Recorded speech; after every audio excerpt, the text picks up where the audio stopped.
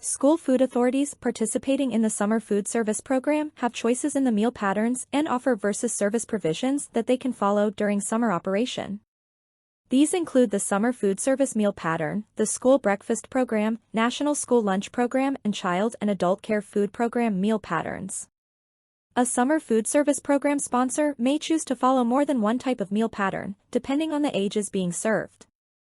This webinar will summarize the choices and provide guidance to help SFAs choose the best one for their summer program.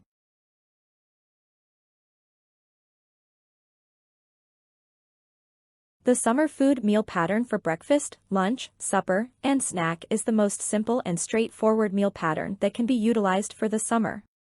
The meal patterns do not have fruit and vegetable subgroups, there are no weekly serving requirements, only one type of milk is required to be offered, and there is only one set of portion sizes which covers all children 18 and under. But is the summer food meal pattern the right one for your school? Let's take a closer look. The breakfast meal pattern for summer food must provide 3 components in order for the meal to be reimbursable.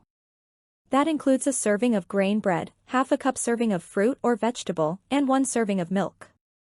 If your school does not want to give the option for children to turn down an item, then the children must take all 3 of the components offered. If you'd like to give the children the option to turn down an item at breakfast, then a 4th item must be offered, and it must be different from the other 3 items. Let's review this menu. If this school decides not to implement offer versus serve, does this menu meet the summer food breakfast meal pattern requirements? Yes. The 3 required food components are provided. We have cereal which counts as the grain, a banana which provides a serving from the fruit/vegetable component, and fluid milk. How about this menu if the school is implementing offer versus serve?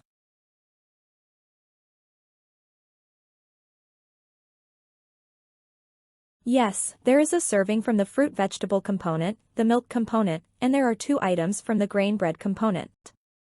The 2 grain servings are different from each other, so they can count as 2 different items. Now, how about this menu? It's a little trickier because you can see that the entree contains 2 different components. A serving from the meat alternate and a grain bread serving. Do you think this counts as 4 different items for the summer food breakfast meal pattern?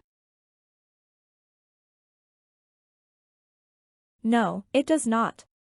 The breakfast sandwich under SFSP can only count as 1 item. Under the school breakfast meal pattern that you follow during the school year, you can count the breakfast sandwich as either 1 or 2 items. So, that is one of the major differences between the 2 meal patterns. If choosing the summer food meal pattern, it will need to be made clear to staff and anyone helping in the serving line that combination items, such as the breakfast sandwich, and larger items, like a 2-ounce bagel will only count for 1 item in the summer. Now let's take a look at the summer food meal pattern for lunch and supper. There are only 4 components required. A 2-ounce serving of meat alternate, 1 serving of grain bread, 2 different servings from the fruit-vegetable component that together provide at least 3/4 cup, and 1 serving of fluid milk. If allowing offer versus serve, the children must take 3 of the 4 components. If a school is using the summer food meal pattern for lunch, does the cheeseburger, salad, and milk provide a full reimbursable meal? No, it does not. The menu here is missing the second source of fruit or vegetable. How about this second menu? We have the cheeseburger, a salad, sweet potato fries, and milk. Yes, this one does because it provides a second source of fruit or vegetable. Note that the second source of fruit-vegetable is another vegetable. The summer food meal pattern does not have separate components for fruit and vegetable, so you can choose to serve 2 fruits or 2 vegetables or 1 of each. Let's take a look at the same menu and think about offer versus serve. Remember, under the summer food meal pattern, children must take 3 of the 4 components. The first meal selected consists of a salad, sweet potatoes, and milk. Is it reimbursable with offer versus serve?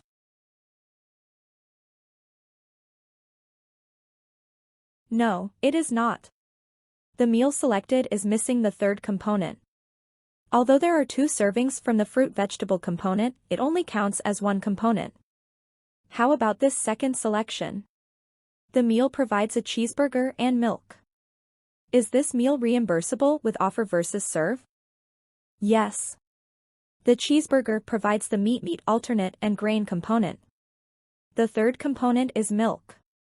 Remember, taking a fruit or vegetable is not required under the summer food meal pattern. Let's review the main differences between the meal patterns. Based on the differences, which one is right for your sites? Remember, you can choose different meal patterns for different sites, if needed. For milk, the only difference is that the school breakfast program and NSLP meal pattern require different types of milk. The summer food meal pattern has no restrictions. For the fruits and vegetables, there are more differences than what is listed here, but the main difference is that there are separate fruit and vegetable components for the SBP and NSLP meal patterns, and when planning menus under the school breakfast and national school lunch program, you must plan to meet the subgroup requirements and weekly portion size requirements. The summer food meal pattern combines the fruit and vegetables into one component and does not have subgroups and weekly requirements for portion sizes. The meat alternate component really doesn't change from one program to another, other than how the meat alternate can be offered at breakfast. For the SBP meal pattern, you may substitute a 1-ounce serving of meat alternate for a 1-ounce equivalent of grain, after the minimum daily grain requirement is met. For the SFSP breakfast meal pattern, the meat alternate is an extra or can be used as the 4th item, if implementing offer versus serve. In the school breakfast and national school lunch program, at least 80% of the grains offered per week must be whole grain rich. The summer food program does not have a percentage requirement, but grain items still must be whole grain or enriched or made from whole grain or enriched flour or meal that may include bran and/or germ. Cereal must be whole grain, enriched, or fortified. The school breakfast and national school lunch program do require menus to meet dietary specifications. The summer food meal pattern does not have specific requirement, but meals should be planned to meet the dietary guidelines for Americans. The portion sizes vary for the school breakfast and national school lunch program by grade grouping, whereas the portion sizes stay the same for all children under summer food. Do note that under summer food, you can always serve more than the minimum requirement. One mistake that is often made when switching from the school lunch meal pattern to summer food is that some menus and/or recipes used during the school year may not offer the full 2-ounce meat alternate required for the SFSP lunch and supper meal pattern. So, do keep that in mind. We've reviewed some of the differences in offer versus serve earlier. If switching to the summer food meal pattern, you will need to make sure staff understand the difference in offer versus serve in the summer versus the school year.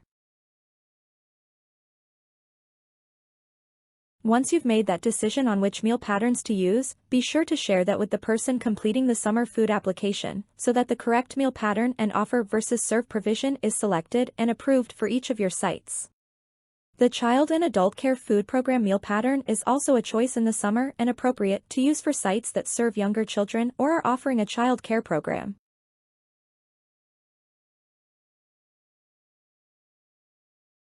Thank you for listening to this webinar. Please check out our other SFSP microlearning opportunities available on the SFSP training page.